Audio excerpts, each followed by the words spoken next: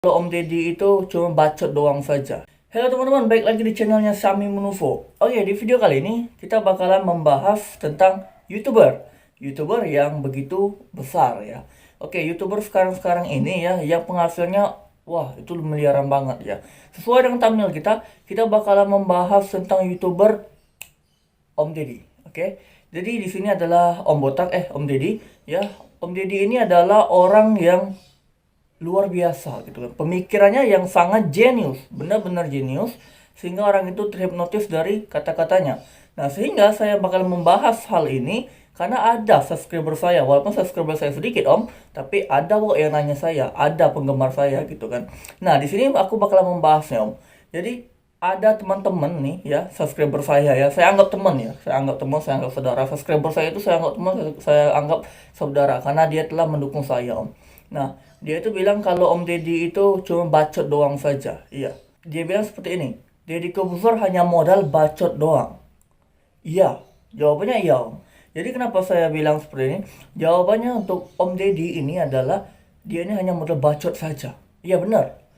Om Deddy nggak bisa ngelak kalau dibilang itu dia itu hanya modal bacot saja, hanya modal mulut saja. Nggak bisa nolak dia. Kalau dibilang orang seperti itu dia nggak bisa nolak karena memang ini benar. Benar ya. Kenapa aku bilang benar? Ya dengan mulutnya dia bisa menghasilkan uang miliaran. Uang miliaran, bahkan ratusan juta miliaran gitu. Dan dia bisa mendapat diamond play button hanya dengan modal mulut saja. Nggak usah lebay-lebay, mulut saja orang terhipnotis dengan kata-kata dia. Maksudnya di sini kita bakal membahas Om Botak ini adalah orang yang jenius. Ya, saking jeniusnya rambutnya itu hilang gitu kan. Rambutnya itu hilang. Sehingga dia itu terus berpikir mengeluarkan kata-kata yang sangat luar biasa sehingga membuat orang itu termotivasi dengan kata-kata beliau. Kata-kata beliau itu membangkitkan semangat orang dan kata-kata beliau itu membuat kita terhipnotis untuk menonton videonya dan tidak mau men-skip videonya. Benarkah atau enggak? Benar. Karena kenapa? Itu terjadi kepada saya. Saya selalu menonton podcastnya Om Deddy dan saya tidak mau men-skip video Om Deddy sebelum 5 menit ke atas. Karena kenapa? Saya terhipnotis dengan kata-kata beliau, dengan kata-kata keluar dari mulut beliau, sehingga pertanyaan-pertanyaan dia melakukan podcast itu luar biasa. Luar biasa. Kenapa aku bilang luar biasa? Penonton-penontonnya Om Deddy itu tidak mau skip videonya, termasuk saya. Saya adalah subscribernya dia, saya juga viewersnya dia. Nah, kali ini ya yang bakalan kita bahas adalah kenapa Om Deddy bisa melakukan hal seperti itu. Karena kenapa? Dia selalu berpikir. Berpikirnya seperti apa? Dia berpikir kritis bagaimana caranya agar orang itu bisa tertarik menonton videonya. Dengan menggunakan mulut saja. Kata-katanya yang membuat orang termotivasi. Terhipnotis untuk menonton videonya. Sehingga kepalanya itu jadi botak. Angus, rambutnya itu angus. Saking dia tuh terus berpikir. Tapi bagus banget. Keren banget gitu. Ya, jadi inilah YouTuber yang memang benar-benar bagus ya. YouTuber yang hanya modal mulut saja bisa menghasilkan uang miliaran. Atta Halilintar pun kalah walaupun subscriber Atta Halilintar lebih banyak dari dia. Dia adalah father of YouTube. Nah, jadi buat teman-teman ya, buat teman-teman yang selalu nanyakan bagaimana pendapat saya tentang Om Botak ini adalah orang yang jenius, super jenius, benar-benar jenius ya. Modal bacot doang dia bisa mendapatkan uang. Modal mulutnya saja dia bisa mendapatkan uang gitu kan. Orang terhipnotis, semua orang terhipnotis dengan kata-kata beliau gitu. Dia menjadi panutan seseorang. Ketika dia mengeluarkan kata-kata, contohnya dia mengeluarkan kata-kata untuk seseorang, contohnya misalkan untuk YouTuber, misalkan. Dia mengeluarkan kata-kata untuk YouTuber itu, maka orang-orang bakal menuju ke YouTuber tersebut. Berarti kita terpengaruh gitu kan. Semuanya itu terpengaruh dengan kata-kata beliau. Nah, jadi buat teman-teman ya, saya katakan sekali lagi bahwasanya Om Deddy ini orang yang jenius. Dengan modal mulutnya orang itu bisa terikat kepada dia. Ya, bisa mempengaruhi semua orang dengan hanya modal mulut saja, gitu kan. Dulu orang itu termotivasi dengan dia itu karena dia itu pesulap. Sakti, ya sakti. Sebenarnya itu bukan sakti ya Om ya, tapi itu trik ya Om ya. Tapi sakti kok, sakti di mana? Di dunia persulapan ya. Bukan dunia persilatan. Kalau sakti dunia persilatan itu Mbak Cece Om ya. Jadi buat teman-teman ya, ini ya, ada yang kata-kata yang bikin termotivasi dari Om Deddy itu adalah fokuskan satu tujuan yang kita sukai. Sehingga kita itu bisa menghasilkan dengan suatu hal yang kita sukai. Seperti hobi kita. Apa hobi Anda? Misalkan hobi Anda berolahraga. Ya fokuskan di olahraga tersebut. hobi Anda pencaksilat. Ya, fokuskan di pencaksilat. Hobi orang adalah bacot. Ya, fokuskan. Kalau kamu itu hobinya bacot seperti Om Deddy kan, hanya modal bacot doang, dia bisa mendapatkan miliar-miliaran rupiah gitu kan. Tapi bacotnya itu bacot yang benar ya. Jangan asal bacot saja ya. Bacotlah orang itu biar orang itu termotivasi ya, terinspirasi dari kata-kata kalian ya. Menggunakan kata-kata yang baik ya, menggunakan kata-kata kalian yang memang benar-benar bisa merubah hidup orang seperti Om Deddy. Jangan menggunakan kata-kata seperti orang ini. Sebenarnya orang ini adalah motivasi orang juga ya, tapi di sini ada bau-bau kebencian gitu kan. Ada bau-bau kebencian. Tapi saya suka dengan orang ini ya. Karena kenapa? Dengan model bacotnya juga dia juga bisa menghasilkan uang dan orang terpengaruhi dengan dia juga gitu kan. Walaupun bacotan dia itu ada kata-kata ya sedikit berbau-bau kasar gitu. Nah, jadi buat teman-teman ya yang selalu nanyain kepada saya ya, walaupun orangnya itu nggak banyak ya Om yang nanya sama saya ya Om. Walaupun ada teman dekat gue sendiri juga gitu kan yang nanyain bahwasanya Om Botak itu Om Deddy itu cuma baca doang gitu kan, baca doang gitu itu bisa menghasilkan uang. Apa kamu bisa? Ya, kalau saya terus belajar, saya yakin bisa kok. Kalau saya ngobrol-ngobrol ngomong-ngomong terus saya rasa bisa kok. Tapi saya yakin kok. Saya yakin dengan kata-kata saya. Kalau saya hanya model baca doang, saya juga bisa menggantikan Om Deddy. Tapi nanti nunggu saya sedikit tua. Kalau saya masih muda seperti ini ya, banyak orang-orang yang tidak mau mendengarkan kata-kata saya. Karena kenapa? Karena saya ini hanya junior. Saya ini hanyalah orang muda ya yang berumur 22 sekian gitu kan. Jadi orang selalu berpikir saya ini masih bocah gitu kan. Tapi kalau kita sudah berkata-kata umur kita sudah 40 ke atas, maka orang-orang bakal mendengarkan kita. Karena kenapa? Kita menjadi orang yang senior. Itu ya, tahap-tahap untuk kehidupan itu seperti itu ya. Tahap-tahap kehidupan itu dari kecil kita, anak-anak, remaja ya, dari dewasa gitu kan. Nah, dewasa itu baru nginjak pertama dewasa, itu masih dianggap orang bocah. Kita ngomong aja, orang yang lebih tua dari kita tidak mau mendengar kata-kata kita. Dia bakalan memandang kita seperti ini.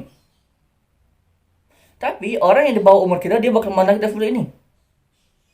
Nah, itulah kehidupan dunia sekarang ini gitu kan. Nah, sepertinya Om Deddy adalah orang yang memang sudah tua. Nah, tapi kalau kita sudah menginjak orang yang sudah tua, orang yang jauh lebih tua dari Om Deddy pun bisa mendengarkan dia. Karena kenapa? Tahapnya itu 40 tahun ke atas ya. Kita itu sudah berkumisan berjenggotan ya. Sebenarnya saya sudah berkumisan berjenggotan, tapi saya cukur terus ya, biar saya itu lebih ganteng dari Om Deddy. Nah, tapi ya, dengan kita menjadi umur yang 40 tahun ke atas, orang-orang yang jauh di atas kita, umur 40 tahun ke atas, dia bakal mendengar kita. Karena kenapa? Itu udah sama-sama tahap dewasa, sudah sama-sama tahap untuk ke menua gitu kan. Orang sudah bisa mengerti bahwasanya kita itu sudah mampu untuk membuat orang itu terhipnotis dengan kata-kata kita gitu. Tapi kalau kita seumur seperti saya, orang yang di atas saya 30 tahun ke atas, saya yakin tidak mau mendengar kata-kata saya.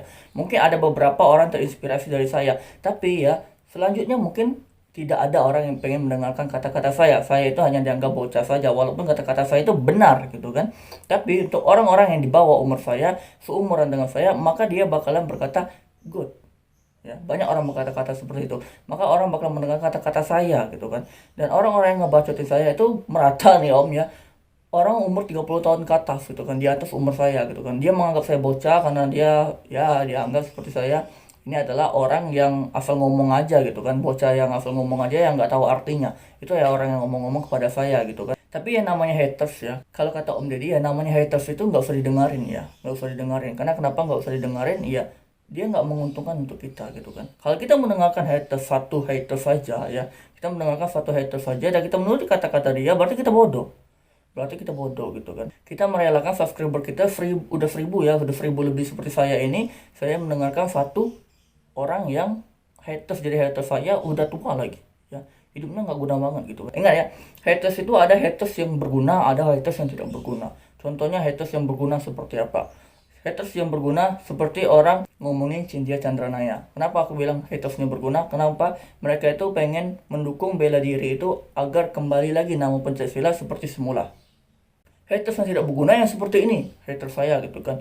Lo baca doang lo, dia bilang seperti itu kan, nggak guna lo, bocah lo gitu kan. Nggak ada alasan tertentu ya, dia itu pengen ngebacotin saya gitu kan. Nggak ada, misalkan contohnya kalau dia pengen ngebacotin saya gitu kan. Kalau orang pengen ngebacotin saya yang benar itu ya, dia bacotin saya gitu kan. Dia rangkum dulu kata-kata saya, habis itu dia kasih nasihat kepada saya. Bahwasanya yang kamu katakan ini salah, yang benarnya ini. Bukan langsung lo baca doang, lo nggak guna, itu namanya ya haters yang nggak guna ya. Itu haters yang nggak guna ya. Haters yang berguna kenapa? Haters yang berjuang, yang mendukung bela diri bersatu untuk kembalinya pencaksilat gara-gara Cynthia Chandranaya. Itu ya, saya nggak mengaitkan Cynthia Chandranaya. Tapi saya hanya menjelaskan haters yang mana yang berguna, mana haters yang tidak berguna gitu kan. Tapi kebanyakan orang sekarang ini haters yang tidak berguna. Haters yang tidak berguna adalah haters yang ngiri kepada kita. Dan kenapa aku sering melihat haters-haters saya itu, saya lihatin gitu kan.